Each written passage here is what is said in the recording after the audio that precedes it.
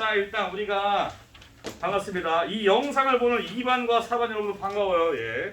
자, 일단 우리가 지난 시간에 제국주의 열강의 동아시아의 침략, 동아시아의 정세를 다뤘었습니다. 우리가 그때 제가 마지막에 얼핏 설명한 게 뭐였냐? 바로 그 마지막에 이 조선이 처했던 당시의 상황들을 간략하게 설명해드린 바가 있어요. 그래서 오늘은 이제 그 상황 속에서 등장한 흥선대원군에 대해서 만나볼 건데 페이지는 80페이지부터 이어집니다. 80, 81페이지. 자, 그렇다면은 흥선대원군이 어떻게 등장하게 되었나? 일단 흥선대원군의 등장 배경부터 만나보겠습니다. 이게 뒤에 잘 보이니? 네. 잘 안 볼 수도 있어요. 글씨가 이게 포다 보니까 좀 그래요. 자, 일단 제가 이전에 언급했던 영조와 정조가 있어요. 언급했죠. 정조라는 사람이 유능한 왕이었고 그가 이끄는 조선은 원맨팀이나 마찬가지입니다. 그러다 보니까 정조가 후계자인 순조에게 왕권을 물려주기 전에 죽고 순조가 12살이 되니까 그 외척들인 안동 김씨가 정권을 장악하게 되는 세도 정치가 시작이 돼요. 그 다음 왕 헌종은 사실 이게 효명세자가 당시의 조선에서 나름대로 기대를 가질 만한 조선 후기를 이끌 만한 유망주로서 손꼽히고 있었는데 일찍 죽어요. 한 20대에 죽습니다. 그래서 그 아들이 순조의 손자가 왕이 되는데 마찬가지로 10살 때입니다. 어려요. 계속 이제 외척들, 왕의 외가 쪽 친척들, 어머니, 왕의 와이프네 친척, 이런 친척들이 정치를 이제 주무르는 겁니다. 근데 이제 헌종이 후계자가 없이 사망을 해요. 그렇다면은 누군가는 다시 왕이 돼야 됩니다. 아들 없다고 왕 관둘 거예요? 아니거든요. 누군가 왕족을 앉혀야 되는데, 자, 당시의 세도 가문 안동 김씨의 입장에서는 왕이 유능한 게 좋겠습니까? 아니거든요. 왕이 적당히 멍청멍청 댕청댕청해야지 약간 좀 좋은 겁니다. 이른바 속된 말로 바지 사장을 안 치듯이 왕이 유능하지 않아야지 세도 가문이 계속 알아서 해 먹을 수 있어요. 그렇기 때문에 여기 사도세자의 첩의 자식들, 사도세자의 서자들을 주목합니다. 얘네들이 원래 이 은원군의 아들들이 원래 영모에 몰려가지고 강화도로 유배를 가 있어요. 그래서 철종은 자기 형이랑 같이 강화도에서 나무하고 있었는데 나무꾼. 강화도의 나무꾼이었던 사람이 갑자기 뜬금없이 왕을 하래요. 갑자기 뜬금없이 나무하던 사람이 왕이 됩니다. 정치에 대해서 뭘 알겠냐고 하나도 몰라요. 그렇기 때문에 자연스럽게 안동 김씨가 정치를 주무를 수 있게 되는 겁니다. 철종이 시간이 지나면 지날수록 스스로가 왕이라는 걸 자각을 해요. 아, 내가 왕이었지. 나 왕이잖아. 근데 내가 왜 안동 김씨 눈치를 봐야 돼? 어이가 없네? 라고 하면서 철종이 정치 전반에 점점 나서려고 하는데 그때마다 안동 김씨가 딴지를 걸어요. 전하 아니되옵니다. 그러시면 아니되지요. 이런 식으로 딴지를 겁니다. 철종은 실망합니다. 아, 내가 왕은 왕인데 바지였구나. 나는 그냥 존재하는 허수아비구나. 철종이 시리를 느껴가지고 그때부터 몸을 망칩니다. 술과 여자로 이제 밤을 지새우다가 이제 몸을 해쳐서 사망합니다. 아들이 없어요. 다시 한번 또 누군가가 왕이 돼야 되는 상황에서 당시에 왕실의 가장 어르신이 여기 있던 효명세자의 아내였던 조씨, 다른 말로 조대왕대비. 원래 왕대비는 왕의 어머니고 대왕대비쯤 되면은 할머니, 거의 왕실의 최고 어르신이에요. 이 대왕대비 조씨한테 누가 접촉하냐? 흥선군이 접촉합니다. 그래서 당시는 안동 김씨가 좀 장악하고 있었는데 풍양 조씨 입장에서는 배가 아픈 겁니다. 언제까지 김씨가 해먹을 테는가 조씨가 해먹어야 되는데 이럴 때 접근해가지고 저기 대왕대비님 가만히 보니까 김씨 때문에 좀 빡치시죠? 저를 밀어가지고 제 아들 왕위 앉히면은 까짓거 제가 풍양조씨 시원하게 밀어드리겠습니다. 말을 해요. 그래서 안동김씨 몰래 이제 뒤통수를 후려 갈기면서 전격적으로 다음 왕은 흥선군의 둘째로 한다라고 딱 정해버려요. 근데 나이가 어려요. 12살이에요. 그래서 나이가 어리기 때문에 당시 왕실의 가장 어르신인 이 대왕대비 조씨가 80페이지 왼쪽에 있는 수령청정 대신 왕이 앉아있으면은 뒤에 발을 쳐가지고 앉아있어요. 그리하도록 하세요. 이런 식으로 뒤에서 지시를 합니다. 이게 수령청정이에요. 이거를 대왕대비가 진행을 하는데 사실상 조선 정치를 장악하는 것은 대왕대비가 아니라 왕의 아버지였던 흥선대원군입니다. 그래서 이 흥선대원군이 정권을 장악한 이 시기를 쉽게 흥선대원군 시대라고 합니다. 쉽게. 자, 그 이제 흥선대원군이 정권을 장악했는데 이 장악한 시기에 당시의 상황은 어땠냐? 속된 말로 개판입니다. 그냥 나라가 곱창났어요. 막장입니다. 지난번에 얼핏 얘기했는데 좀 더 자세하게 설명을 드리도록 하겠습니다.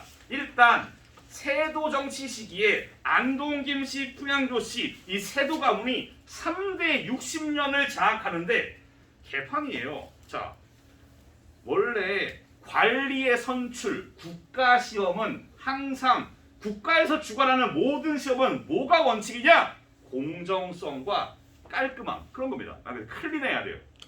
우리 수능도 마찬가지예요. 수능도 얼마나 공정하게 하기 위해서 한 달 동안 교사들을 가두고 이러면서 시험제 됩니다. 공무원 시험 제한이 없어요. 남녀노소 누구나 가능합니다. 물론 정년이 끝난 70살은 안 되고 여튼 남녀노소 구분이 없고 이런 식으로 국가의 시험은 항상 클린합니다. 이때만 빼고요. 조선시대에 관리를 선출하는 과거 시험은 원래 공정성의 생명인데 이때는 그야말로 별의별 짓이 다 나와요. 세도 가문들이 자기한테 뇌물을 주는 사람을 뽑기 위해서 밑장을 뺍니다. 미리 정답지를 만들어놔요. 이름에다가 비워놔요. 정남준이 입금합니다. 입금 완료. 그럼 정답지에다 정남준 쓴 다음에 밑장을 빼요. 살짝. 얘는 만점이야. 얘는 장원급제. 이런 식이에요. 그리고 막 사전에 과거 시험 문제를 말해주기도 하고 대리시험 별의별 이상한 짓이 다 나와요. 그러니까 세도 가문한테 뇌물을 찔러주는 사람이 장원급제를 하고 우수한 사람이 과거 시험에 합격을 못합니다. 이런 상황이 발생을 해요. 거기다가 지난번에 말한 것처럼 지방 관직을 뇌물을 받고 팔아요. 당시에 마치 아이템 시세처럼 마치 피카 카드 시세처럼 자 당시에 지방관리의 시세가 얼마냐? 지방관리, 그 지방, 뭐 가양동 이 지방을 다스리는 이 사람의 수령의 시세가 한 2만에서 3만 양입니다. 3만 양이에요. 엽전. 자, 그러면 도지사와 같은 관찰사 5만에서 6만입니다. 좀 실감이 안 나죠? 양이니까. 이거를 우리나라 돈을 바꾸면은 보통 한 양이 쌀 한 가방이 20kg 정도. 한 양이 5만 원에서 6만 원이에요. 한 5만 원 치면은 한 10억에서 15억. 여기가 25억에서 30억. 그러니까 25억 꼬라박고 도지사 한 10억 꼬라박고 지방의 그 관리가 되는 거예요.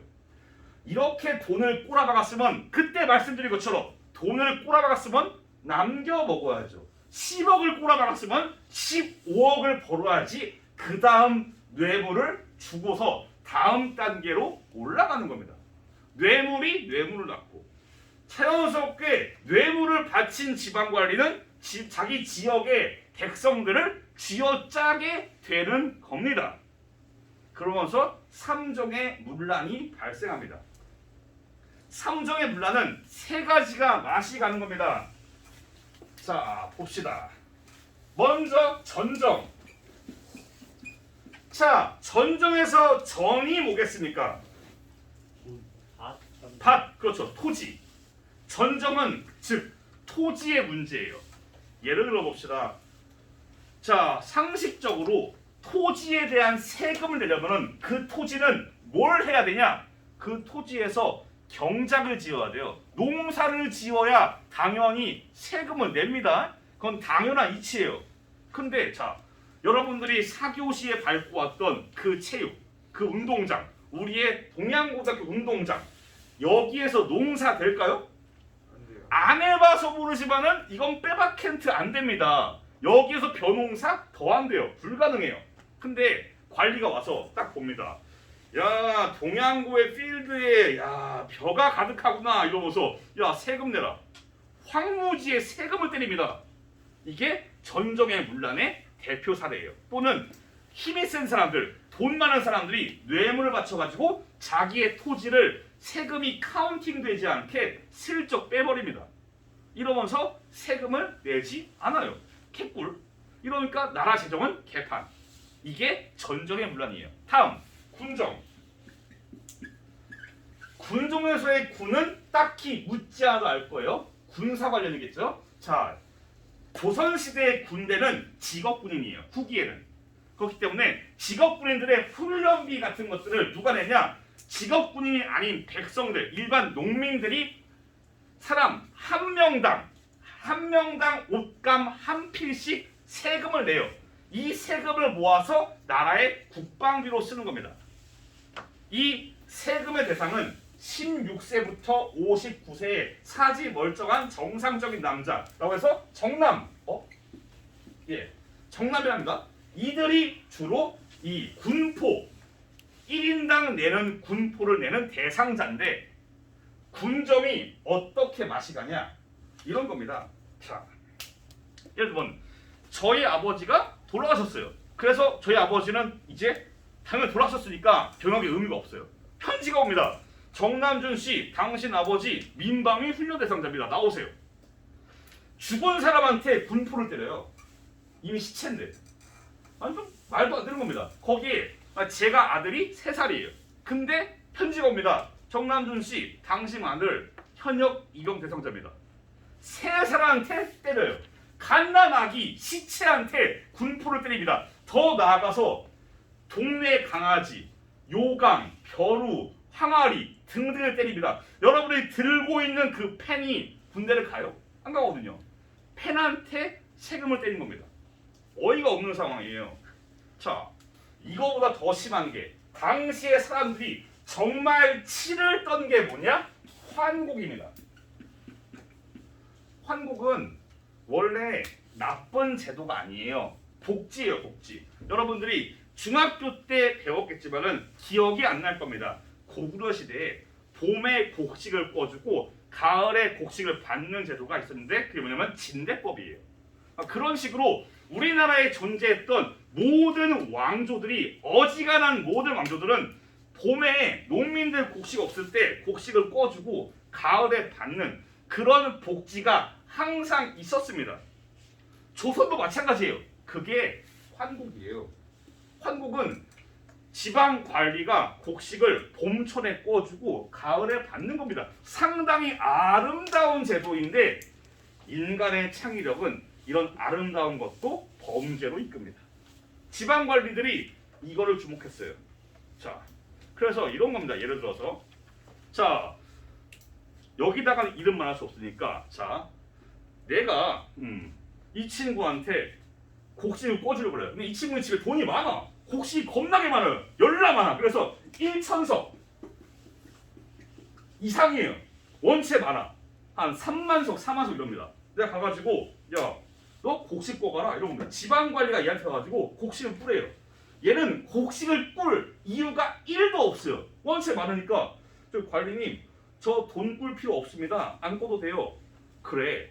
그럼 알겠다. 알겠으니까 그렇구나. 곤장 좀 맞자. 좁힌 다음에 야 곡식 꿔가라 이런 겁니다. 얘는 곤장 맞고 뒤지기 싫으면은 꿔가야 돼요. 근데 1천석 갖기 쉬워요. 아이씨 까짓 거면 1천석에 털지 뭐. 알았습니다. 꿔 간 다음에 가을철에 자 관리님 1천석 들고 왔습니다. 가져와요. 근데 관리가 가만히 보더니 응 아니야 4천석이야. 장부를 밑장을 뺀 겁니다. 이런 식으로 강제로 곡식을 꿔가게 하고 장부를 조작해서 몇 배로 펌핑하는 이런 상황이 빈번하게 발생합니다. 농민들은 당연히 짜증나죠. 먹고 살기 힘들죠.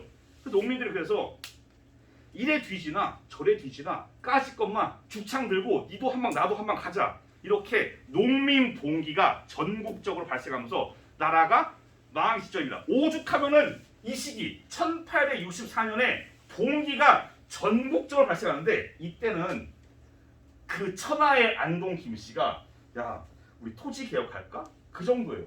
안동 김씨가 토지 세금 개혁을 만질 정도로 나라가 망하기 직전입니다. 상당히 심각한 상황이에요. 이런 상황입니다.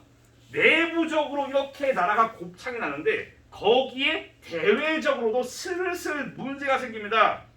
이전에 말한 것처럼 서양의 배가 점점 찾아오고 거기에 더해서 이웃나라 소식. 야 청나라가 털렸대. 누구한테? 영국한테. 야 큰일 났다.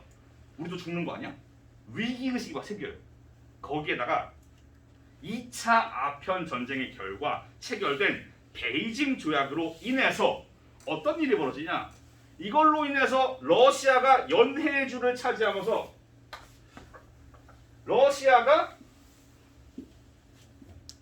연해주를 차지하면서 조선의 이웃이 됐어요. 에이 조선아, 헬로 나이스 부치 반가워요. 나 러시아입니다. 잘 지내봅시다. 우리 장사나 합시다. 러시아 접근하자 야 러시아 문제를 해결해야 되지 않겠냐 라는 위기의식이 들어요. 즉 종합합니다. 흥선대원군은 내부적인 문제와 외부적인 문제 이 두 가지의 문제를 해결해야 되는 당면 과제를 안고 있습니다. 즉 흥선대원군의 개혁이나 흥선대원군의 정책 리액션은 이 두 가지 분야에 따른 내부와 외부에 대한 리액션이 있을 거라고 예상할 수 있는 부분이에요. 우리는 이번 시간에 이거에 대한 리액션을 배우고 다음 시간에 이거에 대한 리액션을 배우는 겁니다. 그럼 하나하나 볼게요. 일단 이게 먼저 이항선입니다. 자, 이 잘 보이나요? 왼쪽에 있는 게 당시 조선의 가장 일반적인 세금 운반선을 현대에 복원한 거예요. 이거는 사실 이게 증기선은 아니에요. 범선이에요, 범선. 우리 한반도의 초창기에 왔던 이항선들입니다. 이게 점점 굴뚝이 생기고 바퀴가 생기고 연기를 뿜고 이러면서 점점 해괴에 망측하게 된 겁니다. 전혀 다르잖아. 이게 오면은 야 나라 망했네, 야 끝났다, 야 말쓰다 말쓰 이러면서 에라 망했다, 불이나 지르자 이렇게 되는 겁니다. 사회 혼란이 이런 걸로 발생할 수도 있는 겁니다. 잘 따라오고 계시죠? 네. 예, 갑니다. 그럼 이제 흥선대원군은 곱창난 조선의 내부적인 상황을 고치기 위해서 어떻게 했느냐? 일단 가장 먼저 제거해야 되는 거는 안동 김씨예요. 흥선대원군이 뭘 할래야 할 수가 없게 안동 김씨가 있기 때문에 이거를 먼저 제거해야 됩니다. 안동 김씨는 어떻게 조선의 정치를 장악하고 있었느냐? 바로 비변사라는 기구를 통해서 장악하고 있습니다. 비변사는 뭐냐? 우리가 전 근대사를 안 배웠기 때문에 비변사가 뭔지 모를 수도 있어요. 설명드리겠습니다. 자, 원래 조선시대의 일반적인 정치의 흐름은 뭐냐? 실무를 담당하는 6조, 2호 예병 형공의 6조가 있어요. 그리고 영의정, 좌의정, 우의정이 모여서 논의를 하는 회의기구, 의정부가 있습니다. 당연히 정치의 정점엔 누가 있냐? 왕이겠죠? 왕. 그래서 기본적인 조선의 정치 흐름은 이런 겁니다. 이렇게 상당히 합리적인 겁니다. 문제는 합리가 효율을 동반하진 않아요. 이거는 절차가 복잡합니다. 이런 절차가 복잡한 게 안 될 때가 있어요. 뭐냐? 예를 들면 전쟁 났을 때 어느 세월에 이러고 있어요. 정말 빠르게 움직여야 되는데 너무 복잡해. 그래서 당시에 임진왜란 즈음에서 그때쯤 해가지고 전쟁 같은 급변하는 상황에 대응하기 위해서 비변사라는 군사를 담당하는 임시 기구가 세워집니다. 여기에서 전쟁과 관련한 군사와 관련한 것들을 논의를 하는 거예요. 근데 자, 전쟁 끝났습니다. 근데 그 다음에 가만히 보니까 여기에 이미 관리들 다 모여 있어요. 야, 우리가 모인 김에 우리가 굳이 이럴 필요가 있냐? 야, 모인 김에 다 하자. 점점 비변사가 사라져야 되는 임시인데 계속 남아가지고 점점 힘이 커집니다. 오죽하면은 군사기구인데 뭘 하냐? 사신의 접대, 세자의 결혼 이런 걸 하고 있어요. 여기에서 그 정도로 힘이 너무 커져가지고 의정부는 있으나 마나합니다. 그런 상황에서 세도 가문 안동 김씨, 품양 조씨가 조선을 주무르기 위해서는 어떻게 하냐? 이거만 장악하면 돼요. 그 당시에 여기 멤버가 김씨 이럽니다. 안동 김씨가 비변사만 장악해도 조선에 전부를 얻는 겁니다. 그런 거예요. 즉 흥선대원군은 이걸 날려버려야 됩니다. 그래서 이걸 날려버리고 과거에 클린했던 조선시대 정치를 담당하는 의정부와 군사를 담당하는 삼군부 이 두 가지의 기능을 원상태로 돌려가지고 클린했던 그 조선시대로 돌리는 겁니다. 또한 이 세도 정치 시기에 소외되었던 유능한 사람들 당파와 상관없이 뭐 남인이나 북인이나 천대받던 무신이나 심지어 왕권의 강화를 위해서 그동안은 외면되었던 전주 이씨 종친까지 다양한 인재를 끌어모으면서 다양한 인재들을 포섭해서 함께하면서 안동 김씨에 대항할 세력을 키워나가는 겁니다. 이렇게 정치기관을 벌였고 법전도 사실 법이 항상 존재하는데 법은 시간이 지나면 지날수록 바꿔줘야 돼요. 과거의 법은 바뀐 현대사회, 현재의 사회를 담지 못해요. 근데 지금 21세기에 갑자기 옛날 이승만 대통령 때 1950년대 이때 헌법이 되겠냐고. 안 되죠. 시대가 바뀌면 법도 바뀌어야 돼요. 마찬가지로 흥선대원군도 시대가 바뀐 현실을 반영하고 기강을 바로잡기 위해서 법전을 여러 개 만드는데 이 중에서 좀 더 중요하게 보실 만한 것은 대전회통입니다. 요게 좀 더 중요해요. 육전조례는 대전회통만큼의 학습적인 중요도는 없습니다. 이게 중요한 책이 아니라는 게 아니고 맞다는 게 아니고 이것도 나름대로는 임팩트가 있는데 대전회통만큼의 임팩트는 없어요. 학습적인 임팩트가. 그래서 자 비변사를 혁파했다는 거, 대전회통 편찬했다는 거 여기서 알고 넘어갑시다. 다음.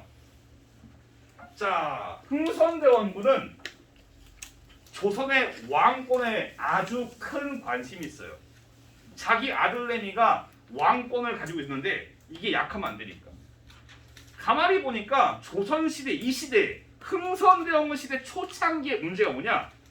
기나긴 세도 정치로 아무도 왕을 존경하지 않아요. 왕을 보기를 빙다리 핫바지, 동네 지나가는 개마냥 왕을 되게 우습게 알아요. 흥선대원을 고민합니다. 여기에서 왕권을 강화하기 위해서 뭘 해야 할까 하다가 임진왜란 때 불타버렸던 경복궁을 다시 삐까뻔쩍하게 올리면은 되겠다. 그래서 어느 날 전격적으로 친아들 모아놓고 이런 말 합니다. 이제 우리 불타버린 경복궁 다시 올립시다 얘기를 해요. 여기서 막간의 질문. 이 흥선대원군의 주장에 대해서 당시의 신하들은 반대했을까요? 찬성했을까요? 찬성했습니다. 좀 의외죠? 처음에는 신하들도 알아요. 불타버린 흉측한 경복궁이 마음이 아픈 거야. 맞습니다. 대원군님 말이 맞죠. 좋습니다. 갑시다. 이 경복궁을 처음 올릴 때는 되게 좋아합니다. 다들. 막 기부금도 돼요. 이 원납정이 중요한 건데 기부금이에요. 기부금.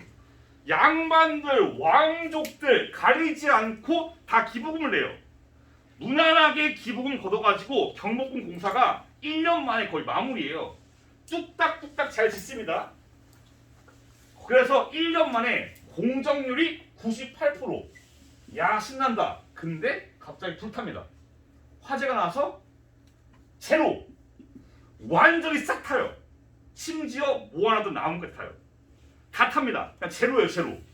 처음부터 다시 지어야 돼요. 다시 흥선대원군이 모읍니다. 얘들아, 미안한데 불타버렸네? 미안해요. 어떡하지? 다시 올려야 돼. 돈 주라. 흥선대원군이 다시 얘기할 때는 그때는 반대하죠. 아, 대원군님 제정신이에요 지금? 이게 뭐예요 이게 지금? 돈 못 줘요. 이제 양반들, 왕족들, 관리들 가릴 거 없이 이때는 반대합니다. 그러니까 반대? 싫은데? 강제로 돼. 그때부터는 기부금이 강제가 되는 겁니다.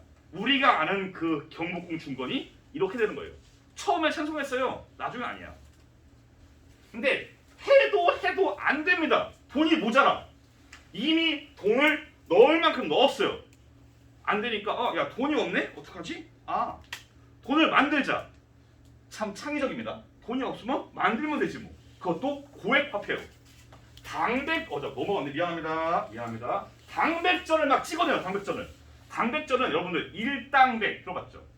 혼자서 100명을 상대한다고. 이 하나가 상평통보 엽전 100개 가치를 하는 고액 화폐예요. 100만 원권 이런 겁니다. 어마어마한 고액 화폐인데 문제는 화폐는 그 화폐의 가치를 해야 돼요. 문제는 뭐냐? 이거 하나가 100개짜리인데 실제 금속의 함량 비율은 고작해야 5배에서 6배. 100배에는 택도 없어요. 쓰레기를 만들고 돈이래요. 이거를 막 찍어냅니다. 이러고도 나라 경제가 안 망하면 신기한 겁니다. 인플레이션, 물가 폭발, 개판입니다. 나라의 민생이 작살나고 이 공사를 짓는 와중에 나무가 필요하니까 양반들이 심어놓은 풍수지리를 위한 묘지의 나무 다 베어버려요. 농민들 강제 동원합니다. 이러니까 양반이고 농민이고 나발이고 간에 흥선대원군에 대한 분노와 민심 폭발이 어마어마한 겁니다.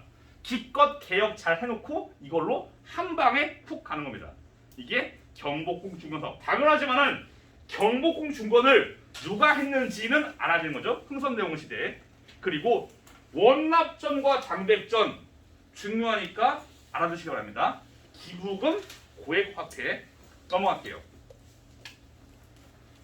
다음은 이제 서원의 정리가 되겠습니다. 마찬가지로 우리가 전근대사 안 배웠으니까 서원이 뭔지 모를 수 있어요. 서원은 쉽게 설명드리면은 두 가지가 합쳐졌습니다.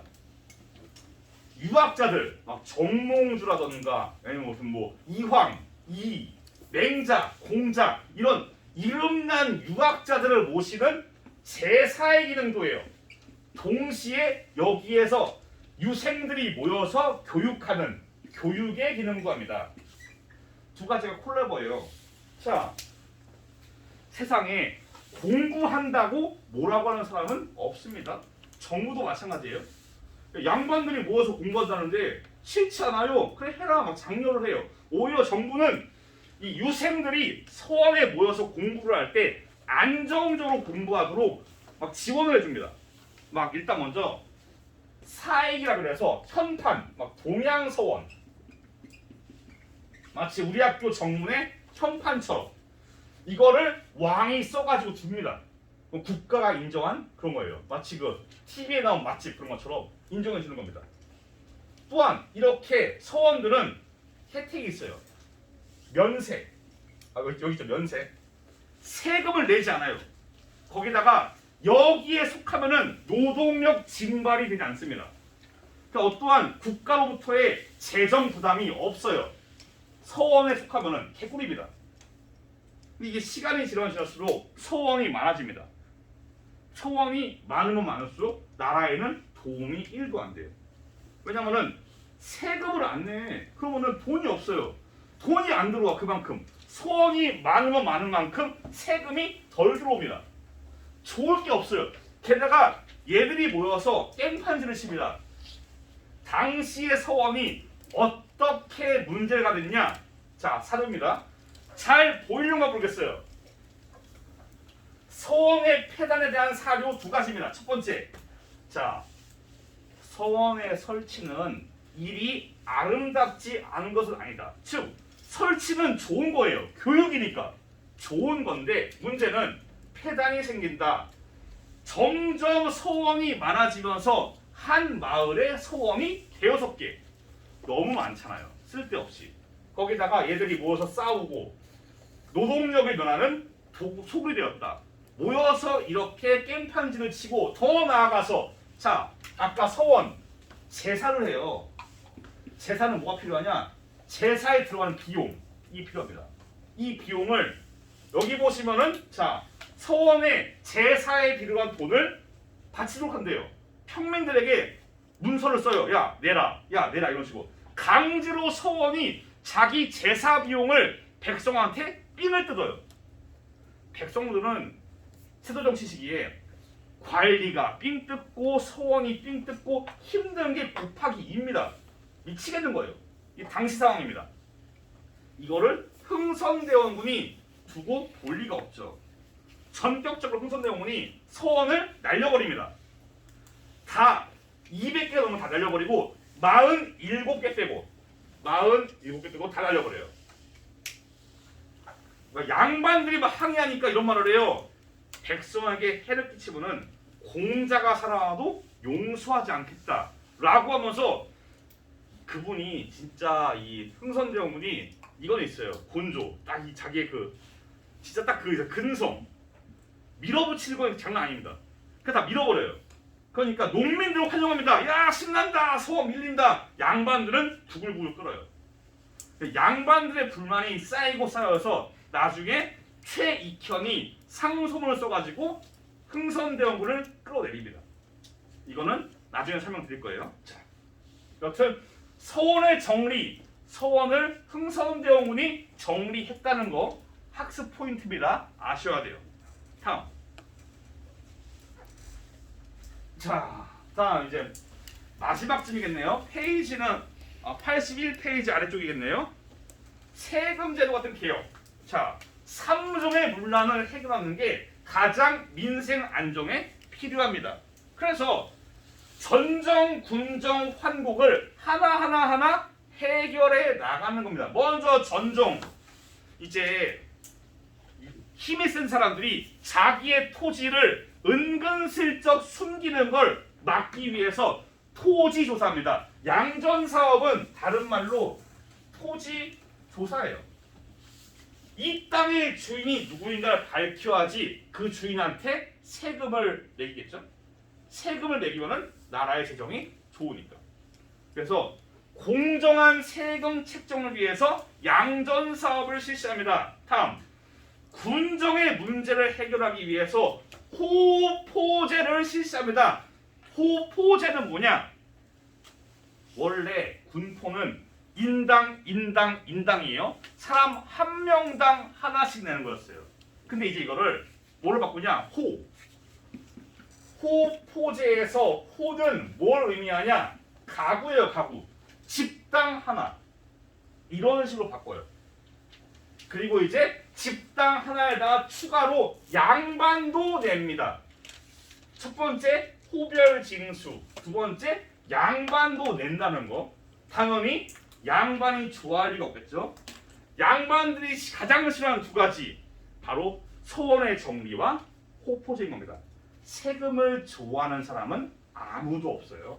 단언컨대 세금 내야지가 아니고 갑자기 세금이 올랐어요. 자, 세금이 제가 3배를 내야 돼요. 갑자기. 좋아할 리가 없어요. 누구나 다 그래요. 양반들도 마찬가지로 이거 되게 싫어합니다. 그러니까 얘들은 체면을 따져가지고 내가 어찌 양반인데 상놈들과 같이 내냐 이러면서 자기가 내면서 자기 집에 노비 이름을 내요. 동급 취급식하고 막 그러지라도 합니다. 그래도 이따 볼게요. 그거는. 자, 마지막 환곡. 흥선대원에 보니까 환곡은 원래 나쁜 게 아닙니다. 복지예요, 복지. 원래는 좋은 겁니다. 그런데 이거를 올바르게 운영하려면 왜 환국이 맛이 갔냐? 지방 관리들이 삥땅을 치기 위한 겁니다. 그러면은 이 환국을 구워주는 게 관리가 아니고 민간이면 되는 겁니다. 그래서 당시에 그 지방에 양반들이 있는데 이 양반들은 지방 양반들은 이런 경향이 있어요. 주위의 체면, 남들의 시선, 에헴거리면서 항상 클린해야 되고 양반들이 썩었다 그러면은 욕을 하니까 양반들은 안 뛰잖아요. 뛰지 않는다 이러면 에헴 이러면서 이게 왜 그러냐? 체면, 남들의 시선 이런 걸 신경 써요. 그래서 흥선대원군은 야 그러면은 그 지방에 이름 높은 명망 높은 양반들한테 네가 창고 운영해라 라고 하면 얘들은 남들의 체면, 시선이 무서워서 얘들은 클린하게 이거를 운영하지 않을까 라고 해서 이거를 민간에 맡겨버립니다. 그게 사창제예요. 즉 개인이 운영하는 창고입니다. 말 그대로 그 지역에 덕망 높은 정말 성격 좋고 이름 있고 이런 사람들한테 이거를 맡기는 겁니다. 얘들은 남의 시선이 무서워서 삥땅을 안 치는 겁니다. 이해했죠? 사창제가 딸만 보니까 이걸 다 이해 못하더라고. 혹시 이해 안 됐어요? 사창제? 혹시 이해 안 됐어요? 양반들이 남들의 체면이 무서워서 삥땅을 안 친다고요. 그렇기 때문에 걔네한테 맡긴다고요. 그게 사창제예요. 자, 여기에서는 양전사업은 약해요. 왜 그러냐? 원래 양전사업은 조선시대에 20년에 한 번씩 원래 해야 되는 겁니다. 원래 해야 되는 거기 때문에 학습적인 의미가 약해요. 여기에서 제일 중요한 거는 이 두 가지가 뭔지 정말 잘 아셔야 됩니다. 호포제가 뭐다, 사창제가 뭐다 이거를 설명할 수 있고 충분하게 잘 아셔야 됩니다. 흥선대원군 같은 게 막 수능이나 모의고사 나올 때 이런 걸 물어봐요. 당백전, 원납전, 요거 이 네 가지를 가장 많이 평가원이 물어봅니다. 실제로 이해하셨죠? 네. 자 넘어갑니다. 81페이지 아래 사료로 보는 역사를 봅시다. 이게 안 보일 테니까 영상 보시면 보일 거예요. 하지만 현장에서는 안 보이시니까 81페이지 아래쪽에 사료로 보는 역사. 자, 자료 1번. 자료 1번을 보고 호포제의 특징을 알아보자. 제가 중요 문구를 읽어볼게요. 왕이 하교하였다. 근래 군정의 폐단이 매우 심하다고 한다. 작년부터 대원군의 분보로 양반호는 노비의 이름으로 군포를 내고 여기가 주요 포인트예요. 호포제의 특징이 뭘까요? 아까 배웠잖아요. 양반도 내고 집당으로 그렇지. 핵심은 양반호입니다. 양반호. 양반도 내는 겁니다. 호 가구라고요. 여기 보시면 양반들이 지 이름을 내기 싫어가지고 노비의 이름을 팔아요. 내가 어찌 천안상것과 동급이 되어가지고 세금을 내겠냐? 웃긴 놈들이에요. 일단 노비의 이름 팝니다. 그런 촌극이 자료 1에 나옵니다. 자, 자료 2. 호포제를 반대합니다. 홍시영이 상소합니다. 근래 호포법이 나오면서 등급이 문란해져 벼슬아치나 선비 하인들이 똑같이 취급되고 상하의 구별 없어졌으니 블라블라블라블라. 여기에서 홍시영이가 상소를 가지고 호포제를 반대를 하는 이유가 뭘까요? 그렇죠. 세금내기 싫어서 그래요. 그게 가장 핵심이에요. 또한 이런 것 때문에 양반들은 조선시대의 근간이 신분제, 양반과 상민과 천민의 신분제의 구분이 흐트러질 것을 매우 염려하고 있어요. 얘들은 두 가지입니다. 신분제의 혼란과 세금 내는 것을 상당히 거부하고 반대하고 있는 겁니다. 자, 이해하셨죠? 정리합니다. 호포제 특징, 바로 특징. 양반도 군포를 내고 또한 인당 아닌 가구당, 호당 낸다는 거, 군포를. 자, 두 번째는 뭐라고요? 반대하는 이유? 양반도 군포를 내는 상황, 세금 내는 상황. 또 하나는 신분제도가 혼란해지기 때문. 이 두 가지입니다. 자, 다음 시간은 이제 아까 말한 두 가지 중에서 두 번째 리액션, 서구 열강이 조선한테 왔을 때 흥선대원군이 어떤 리액션을 하나, 그거를 이제 다음 시간에 살펴볼 겁니다. 이거는 모든 반이 다 온라인으로 만나게 될 겁니다. 고생 많았습니다. 다음 시간에 뵐게요.